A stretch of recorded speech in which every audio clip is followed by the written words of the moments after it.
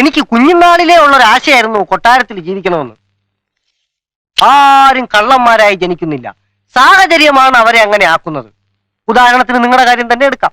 നിങ്ങൾ തടി മോഷ്ടിച്ചു, വിറ്റു, നിങ്ങളുടെ ഭാഗ്യം കൊണ്ട് അതെന്റെ കണ്ണിൽ തന്നെ പെട്ടു. ആ ഓട്ടെ, കള്ളന്മാരാണേലും നിങ്ങളെ എനിക്കിഷ്ടമാ. ഐറ്റംസ് ഒക്കെ എങ്ങനെയുണ്ട്? നന്നായിട്ടുണ്ട്. നല്ല പാചകമാണല്ലോ. ഉർമീസിന് മുമ്പ് കുശിനിപ്പണിയായിരുന്നോ? ഇപ്പൊ കുശിനിപ്പണിയാണ്. മാപ്പിളവർക്ക് വേറെ ചില പണികളൊക്കെ അറിയാം. അത് പോകെ പോകെ സാറിന് മനസ്സിലായിക്കോളും. തിരുമനസ് ഞണ്ണുക. ഇവിടെ ഈ വെജിറ്റേറിയൻ ഫുഡ് മാത്രമേ കിട്ടുകയുള്ളൂ. Chicken 65, tandoori 25, mutton 85. ഇതൊക്കെ കഴിച്ചാണ് ഞാൻ എന്റെ ബോഡി മെയിൻറ്റെയിൻ ചെയ്യുന്നത്. അത് കണ്ടപ്പോഴേ മനസ്സിലായി, ഇത് കൊട്ടാരമാണ്, പച്ചക്കറികളെ പാടുള്ളൂ, കടിച്ചു പറിക്കുന്നൊന്നും പാടില്ല. എന്റെ ആരോഗ്യം തകരാറിലാവുമല്ലോ. ഓക്കെ, മാനേജ് ചെയ്തോളാം. ഞാനിവിടെ നിങ്ങളുടെ കൂടെ കൂടിയിരിക്കുകയാണെന്ന് ആ മഹാദേവ വർമ്മയോ അയാളുടെ വക്കീലോ അറിഞ്ഞാൽ പിന്നെ എന്നെ സ്വാധീനിക്കാൻ ശ്രമിക്കും. ഇവിടെ എന്തൊക്കെ നടക്കുന്നു എന്ന് അപ്പൊ ചോർത്തി കൊടുക്കാൻ പറയും. എന്റെ കർത്താവേ, പേടിക്കണ്ട, ഞാനൊരു അക്ഷരം പറയത്തില്ല. ഉണ്ണുന്ന ചോറിനോട് കൂറ് കാണിക്കുന്നവനാ ഈ സദാനന്ദൻ. ആ ശങ്കരനാരായണന്റെയും ചോറ് കുറെ ഉണ്ടതല്ലേ, അപ്പൊ പിന്നെ അവിടെ ഒരു കൂറ് കാണിക്കാതിരിക്കുവോ? അത് പഴഞ്ചോറായില്ലേ? ആ, പഴയതിനെ പറ്റി പറഞ്ഞപ്പോഴാ ഓർത്തത്. അപ്പുറത്ത് പഴയ കാര്യസ്ഥന് മോളുവാ താമസിക്കുന്നത്. അതെ, എന്താ ചുമ്മാ? എന്ത് ചുമ്മാ? വെറും ചുമ്മാ. നിങ്ങൾ ഇങ്ങനെ വായി നോക്കിയിരുന്ന എനിക്ക് ശരിക്കും ഉണ്ണാൻ പറ്റത്തില്ല. ഒന്ന് അങ്ങോട്ടേണ്ട മാറിയിരുന്നേ. മതി ഷേക്കറ്റ്. ഒത്തൊരുമ. ഞങ്ങള് തമ്മിൽ ഭയങ്കര സ്നേഹ. സാറ് തിന്നട്ടെ.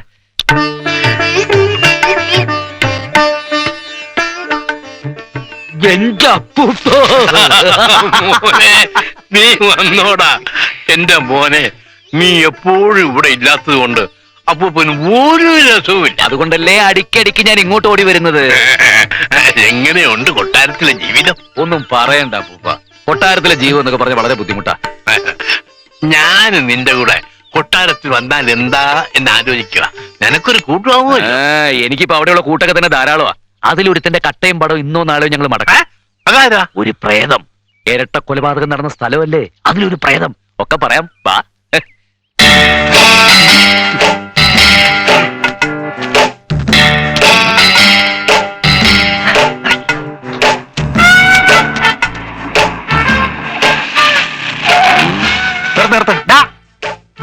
ആരടാ ഒന്ന് മനസ്സമായിട്ട് മൂത്തൊഴിക്കാൻ സമ്മതിക്കില്ലോ? ഇവിടെ വേണം. നിന്നെ ഞാൻ സമാധാനമായിട്ട് ഇരുത്താം. അയ്യോ, തമ്പുരാനായിരുന്നോ? ഞാൻ അങ്ങോട്ട് വരാൻ തുടങ്ങിയായിരുന്നു. അവന്മാരെ അവിടെ നിന്ന് ഇറക്കാൻ വേണ്ടി അയച്ചിട്ട് നീ ഇപ്പൊ അവരുടെ അടുത്ത് കൂടിയല്ലേ? അയ്യോ, കൂടിയതല്ല, കൂടി പോയതാ. യക്ഷികളി ചീറ്റി എന്ന് കരുതി സാക്ഷി സദാനന്ദൻ തോറ്റു പിന്മാറുന്ന പ്രശ്നമേ ഇല്ല. ഒരു മിത്രമായ അകത്ത് കയറി അവരുടെ രഹസ്യങ്ങൾ ചോർത്തിയെടുക്കുക, എന്നിട്ട് രണ്ടതിനെ പുറത്തിറക്കാം. അത് നടത്തിയില്ലെങ്കിൽ നിന്റെ കഥ ഞാൻ കഴിക്കും. നീ ഒന്ന് പിന്നൊരു കാര്യം, ഇതിൽ എന്റെ കൈയുണ്ടെന്ന് അവരറിയരുത്. അത് ഞാൻ ഏറ്റു. എന്നാ ബാക്കി ഒഴിച്ചോട്ടെ.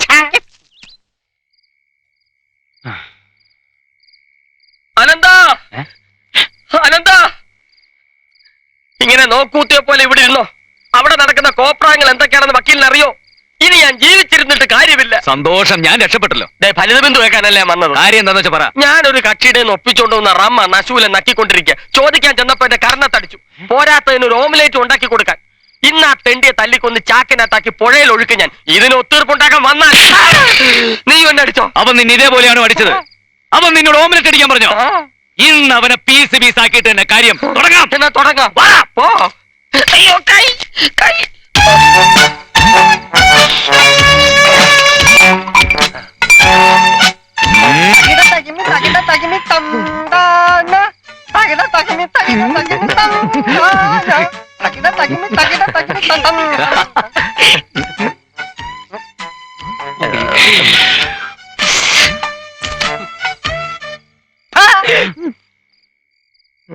എത്ര നേരമാണോ പറഞ്ഞിട്ട്? രണ്ട് തടിയന്മാരിവിടെ ഉണ്ടായിരുന്നിട്ട് എനിക്കൊരു ഓംപ്ലേറ്റ് ഉണ്ടായി തരാൻ പറ്റില്ലെന്ന് വെച്ചാ ചെത്തകളെ. തുടങ്ങിക്കോ.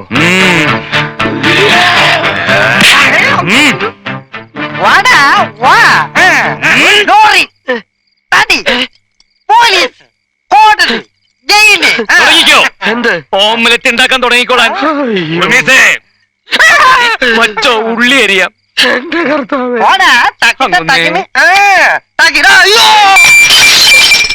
ഓംലെറ്റ് വേണ്ട.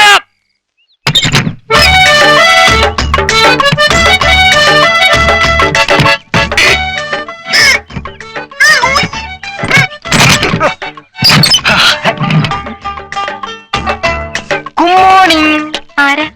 ഞാൻ സദാനന്ദൻ, കൊട്ടാരത്തിലെ റസീവറുടെ PA. ഇത് കുറച്ച് പായസം. ഇന്നെന്റെ പിറന്നാളാ.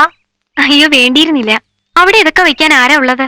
ഞാനൊരു കുക്കിനെ നിർത്തിയിട്ടുണ്ട്, ഉർമീസ്. പേര് ഉർമീസ് എന്നാണെങ്കിലും പ്രവൃത്തിയൊക്കെ കൊട്ടാരച്ചിട്ടയിൽ തന്നെ.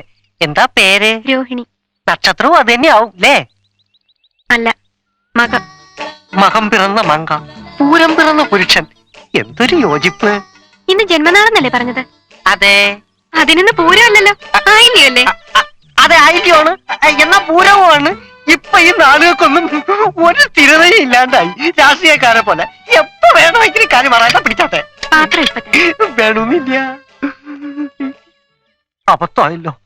ഇവളീ നാളെ കയറി പിടിക്കുന്ന ആരെയുണ്ട്? വേറെ നമ്പർ ഇടാം. ഇങ്ങനെ പോയാലേ അവൻ റിസീവറും വക്കീല് ഗുമസ്തനുമാകും. ഇന്ന് അവൻ പായസം ഉണ്ടാക്കി അവക്ക് കൊടുത്തു, നാളെ അവൻ പോയസൺ ഉണ്ടാക്കി നമുക്ക് തരും.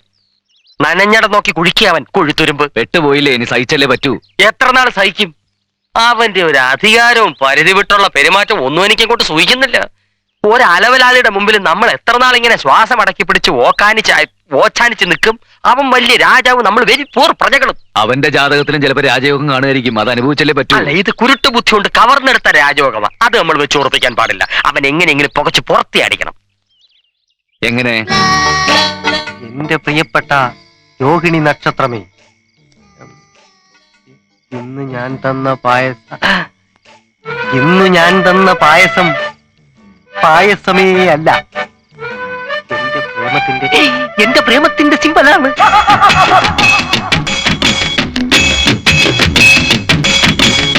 എന്റെ സതുവേട്ടാ എന്ന രോഹിണിയുടെ കുയിൽനാദം എന്റെ കർണപുടങ്ങളിൽ ഡും ഡും ഡും എന്ന് അലയടിക്കുകയാണ്. പക്ഷേ അതെല്ലാം തകർക്കാൻ വേഷം കെട്ടി നടക്കുന്ന രണ്ട് കശ്മലന്മാരുണ്ട് ഇവിടെ. ആ ഫൽഗുണന്മാർ ഇന്ന് എന്റെ കയ്യിലെ വെറും കളിപ്പാവകൾ മാത്രമാണ്. തീപ്പട്ടി ഉണ്ടോ? ഒന്ന് പോടോ. ഉണ്ടെങ്കിൽ കൊടുക്കണോ? അയ്യടാ.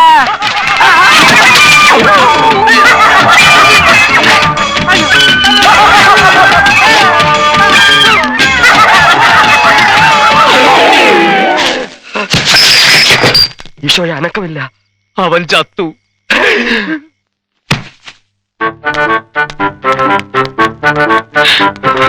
സിസ്റ്റർ, ഇപ്പൊ എങ്ങനെയുണ്ട്? ഒന്നും പറയാറായിട്ടില്ല. സ്കാൻ റിപ്പോർട്ട് കിട്ടിയാലേ എന്തെങ്കിലും പറയാനൊക്കൂ. ഞാൻ പറഞ്ഞില്ലേ? നിങ്ങളല്ലേ ഇന്നലെ ഈ രോഗി ഇവിടെ അഡ്മിറ്റ് ചെയ്തത്? അതെ. എന്നിട്ട് നിങ്ങളല്ലേ മുങ്ങിക്കളഞ്ഞത്? അതെ. ഒരു രോഗിയെ കൊണ്ടുവന്ന് ഉത്തരവാദിത്തപ്പെട്ടവർ കൂടെ വേണമെന്ന് അറിയില്ലേ? എന്തെങ്കിലും സംഭവിച്ചാൽ എന്ത് ചെയ്യും? സന്തോഷിക്കും. സിസ്റ്റർ, കൂടുതൽ പറഞ്ഞ് ഞങ്ങളെ വേദനിപ്പിക്കരുത്. ഇവൻ ഈ അവസ്ഥയിൽ ഇവിടെ കിടക്കുന്ന കാണാൻ കഴിയാത്തോണ്ട് ഞങ്ങൾ തമ്മിൽ അങ്ങനെയാ കഴിഞ്ഞിരുന്നത്. ഇപ്പൊ എങ്ങനെയുണ്ട് സിസ്റ്റർ? തട്ടിപ്പോവോ? ബോധം കിട്ട് കിടക്കുക. ഒരു ഓർലിക്സ് തരുവോ? നിങ്ങൾക്ക് ഭാഗ്യമുണ്ട്, ബോധം വീണു. ഞങ്ങളുടെ ബോധം പോയി. ഇവന് പണ്ടേ തലയ്ക്ക് സുഖമില്ലാത്തവനാ. പ്രാന്ത് നിന്റെ തന്തയ്ക്ക. സിസ്റ്റർ, ഒരു മിനിറ്റ്. ഇപ്പൊ തന്നെ കണ്ടില്ലേ? അതുകൊണ്ട് എപ്പോഴൊക്കെ ബോധം വരുന്നു അപ്പോഴൊക്കെ മയക്കുമരുന്ന് കുത്തിവെച്ചേക്കണം. ഒരു കാരണവശാലും ഇവന് ആശുപത്രി വിട്ട് പുറത്തു പോകാൻ അനുവദിക്കരുത്. ഭയങ്കര ശല്യക്കാരനാ. പ്രത്യേകിച്ച് വെള്ള സാരി ഉടുത്ത പെണ്ണുങ്ങളെ കാണുമ്പോ. ആണോ? എങ്കിൽ ഞാൻ ഏറ്റു. ഏറ്റു.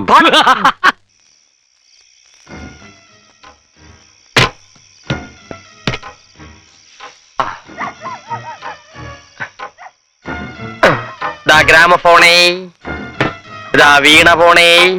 വിലപിടിപ്പുള്ള സാധനങ്ങളാ. ഓസിന് കിട്ടിയതാന്നേരി നശിപ്പിക്കല്ലേ. അതിന്റെ ഒരു നീളം. കൊട്ടാരത്തിന്റെ ഒരു ഭാഗം വെളുത്തു തുടങ്ങി. എന്നിട്ടും അമ്മാവന്റെ കറുത്ത മനസ്സ് വെളുക്കുന്നില്ലല്ലോ. എന്തൊരു മനുഷ്യനാ. ഉർമിസേ, ഈ ലോഡും കൊണ്ട് പോകുമ്പോ അമ്മാവന്റെ അടുത്ത് പറഞ്ഞേക്കണം, മേലാൽ ലോറി ഇങ്ങോട്ട് അയക്കരുതെന്ന്. ഈ കള്ളത്തരത്തിനൊക്കെ കൂട്ടുനിന്ന് മടുത്തു.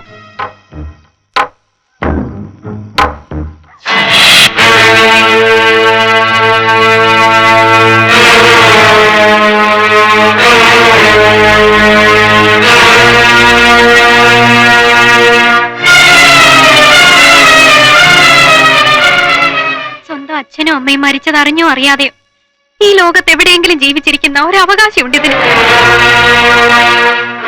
എന്തെങ്കിലും ആ അവകാശം തിരിച്ചു വരുമ്പോ ഒരു തിരി വെച്ച് നമസ്കരിക്കാൻ അച്ഛന്റെ അമ്മയുടെ ആ കല്ലറയെങ്കിലും ബാക്കി വെച്ചേക്കണം.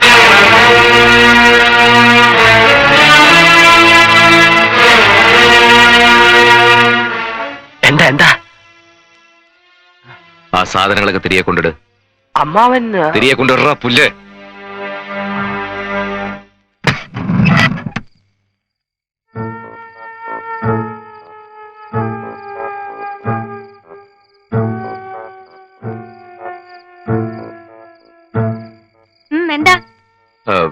വന്നത് എനിക്ക് ചിലത് പറയാനുണ്ട്. എനിക്കൊന്നും കേക്കണ്ട.